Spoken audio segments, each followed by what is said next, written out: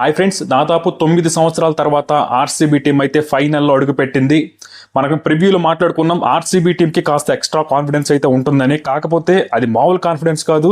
నిజంగా Hazlewood లేకముందు RCB bowling ఎలా ఉంది, లాస్ట్ 2 మ్యాచ్ల్లో హేజల్వుడ్ వచ్చిన తర్వాత ఆర్సీబీ బౌలింగ్ ఎలా ఉందంటే డిఫరెన్స్ అయితే ఈ మ్యాచ్లో మనకి క్లియర్గా కనిపించింది. Not only just Hazlewood, Yash Dayal కానీ, భువనేశ్వర్ కుమార్ కానీ, శ్రేయాస్ శర్మ కానీ, every one should perform very well. నిజంగా ఈ మ్యాచ్లో అయితే అసలు ఆర్సీబీ బౌలర్స్ అయితే అద్దరగొట్టారని చెప్పాలి. పంజాబ్ కింగ్స్ అంటే ఒక స్ట్రాంగ్ బ్యాటింగ్ లైనప్ ని 101 పరుగులకే ఆల్అౌట్ చేసి ఇంకొక 6 ఓవర్లు మిగిలి ఉండగానే ఆల్అౌట్ చేయడం అంటే అది మామూలు విషయం కాదు. పంజాబ్ కింగ్స్ బ్యాటర్స్ అయితే అందరూ ఫెయిల్ అయ్యారు.